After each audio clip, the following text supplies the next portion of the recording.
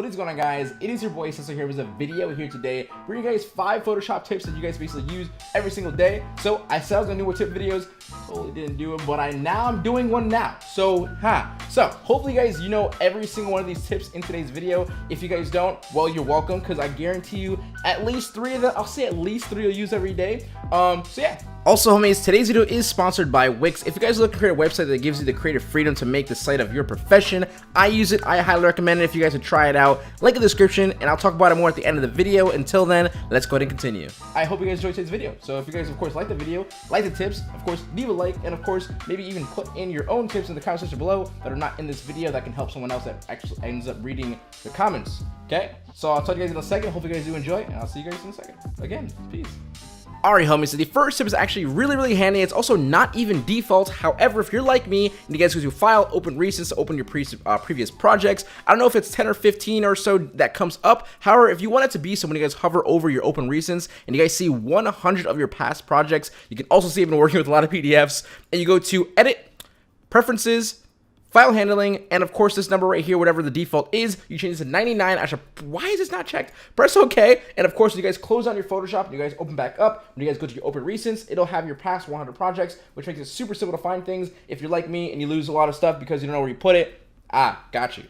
Alright guys, so for tip number 2, it's something I basically put on maybe around a year ago, and ever since I put it on, I've literally always used it. So in my Photoshop, it's called the Navigator on the top right. You can see it right here. If you guys would like it, it's called, or excuse me, under Window Navigator, just like so, right? You kind of have it. You don't have to have it top right. I just like to have mine top right. Now, if you're like me, I want to make it a little bit more bigger, and I also like to kind of have it be around the size of a YouTube thumbnail, and I'm gonna say around here is pretty good. So, YouTube thumbnail, right? This is kind of like the example here. If you work with things like YouTube thumbnails, or if you work with things that have to be viewed on mobile devices, right? You're working all that good stuff in your default view. You have like your envelope saying "To Courage JD," Fortnite, sent me a gift, all that good stuff. Everything looks pretty good in your default view. A quick pan to the right will suggest the fact that text might not actually be as visible, or an object might not be as visible as you would like it to be. So in this instance, "To Courage JD" on this envelope just doesn't look quite readable, right? So legible. I kind of put on this little fix, and now the words "To Courage JD," it looks a little bit more legible, and this gives you a quick little fix and kind of get rid of those little issues that might pop up.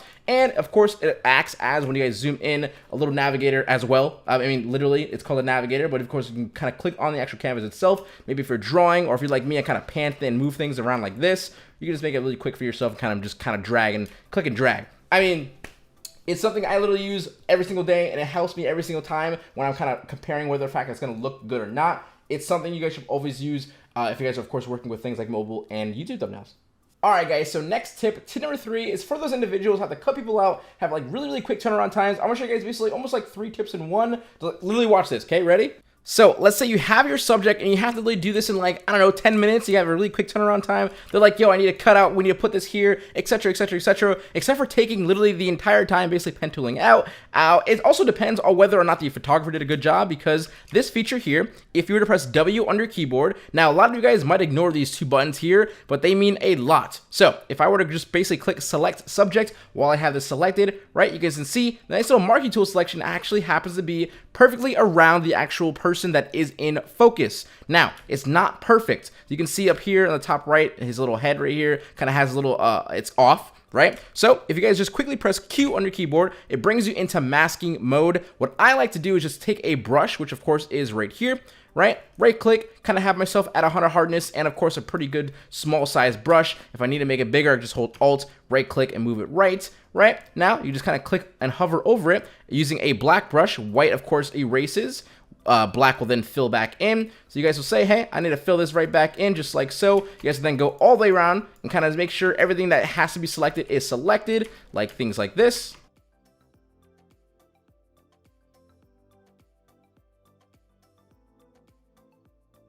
And once you're done selecting, all you have to do now is press Q once again, have your layer selected, click on the layer mask just like so, and it'll basically cut everything out beside the subject, and it looks pretty freaking good. And still, of course, if you guys want to use your brushes and of course erase things and fill them back in, you still can do that with the black and white brush while you're selected on the actual layer mask kind of layer. Right now, the second tip, okay, I'm gonna change my black background to a white background really quickly, and you guys will notice no matter what, if you cut anything out via selection or even pen tooling out, sometimes or most of the times you guys will get this weird little outline fringing that happens on the outside of every single cutout, because kind of like lights and pixels, when they kind of meet each other, they kind of have this really weird texture here, just like so. You can definitely see what I'm talking about here, hopefully. Now, to get rid of that, it's very, very easy. Besides actually going in, using like an eraser or your brush or whatever, you guys like kind of do it like this. I did this for so long, I'm upset that I don't know. So right now I'm gonna make a duplicate of this layer just in case I ever mess up, just like so, with Control J. Now I'm gonna hide this layer.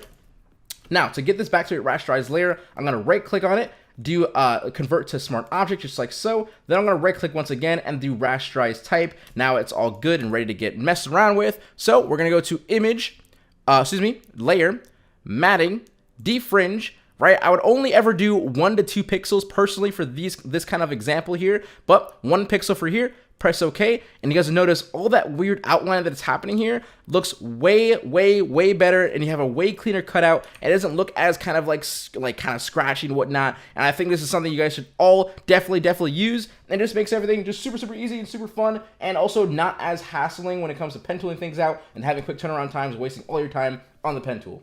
Alright guys, so tip number 4 has to be literally, most definitely, I'm only putting it in here to make sure you guys know what it is, and I'm praying that you guys are just like, what are you guys talking about? I know what this is. Content aware. If you guys don't know what it is, I'm gonna just quickly show you guys like really quickly 2 use cases, right? So we have a family picture of the mob 100 thieves, right? I'm gonna go ahead and let's just say there's objects that you guys don't want to be inside something, like right in this case, this reef, I don't want it to be there. I want there just to be plain wall. Maybe it's like a sign you want letters in, or if you want to get rid of the actual letters in a sign, something like that. You want to put them in with something different to kind of make it a little fun, whatever, right? I say, okay, I don't want it. So I'm going to go ahead, press L on my keyboard, go ahead and use the lasso tool. I'm going to then go ahead and give myself an adequate amount of space of the surrounding the thing that I don't want. So in this case, the reef.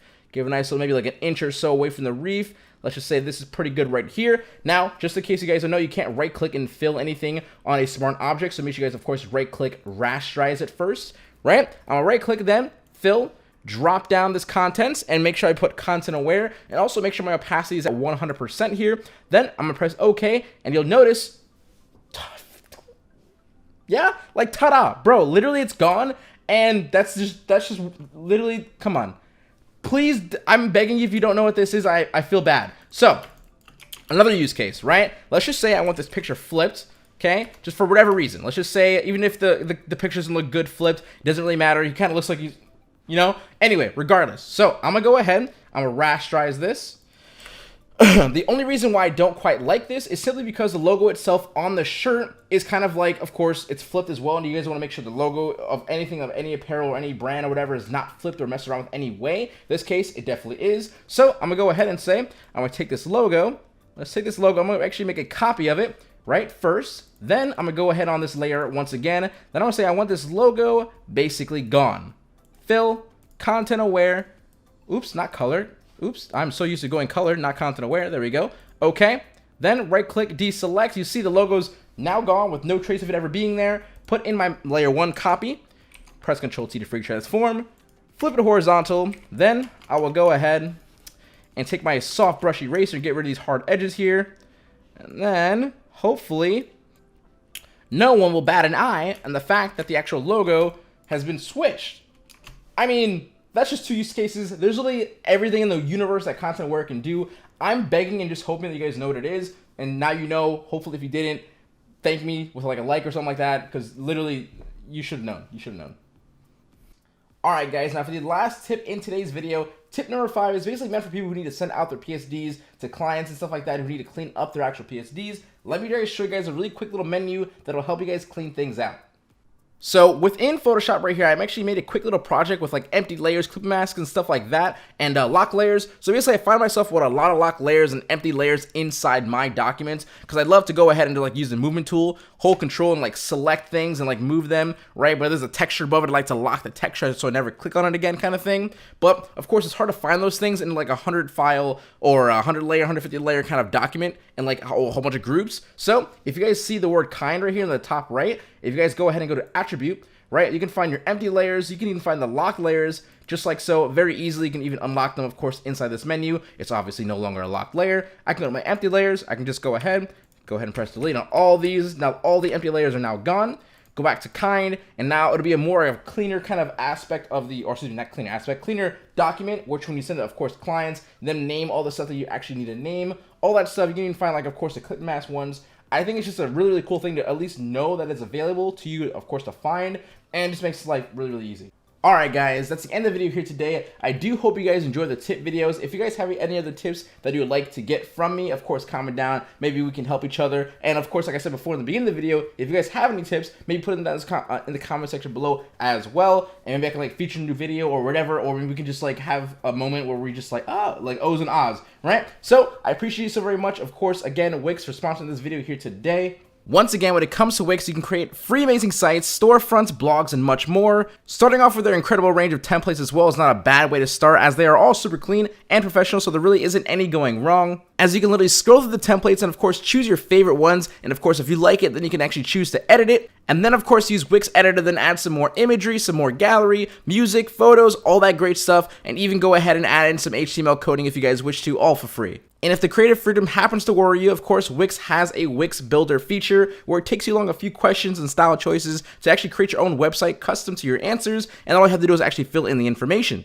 If you'd like to check out more, please check the first link in the description to explore in all its free website design glory. Of course, SensoHQ.com is built with Wix. I personally love it. I couldn't be any more happy with my results, as I've been personally using it for around 3 to 4 years now. It's given me no trouble. So of course, once again, Wix.com. Check the first link in the description. Enjoy it, and thank you very much. Sweet. So, if you guys did not know, I'm going to be flying over to New York, and I'll be there for like a week and a half. We're going to be chilling, hanging out with family. So, of course, while that's happening, I hope you guys enjoy your holidays, Merry Christmas, all that great stuff. And yeah, I mean, I appreciate you so very much. You guys gave me an amazing career, and I want to, of course, give back as much as possible. I just love you guys so very much. I just want you guys to know that. Appreciate you, and I'll talk to you guys later. SensoHQ out. Do not forget to keep smiling, stay positive, and stay freaking productive, guys. Later. Much love.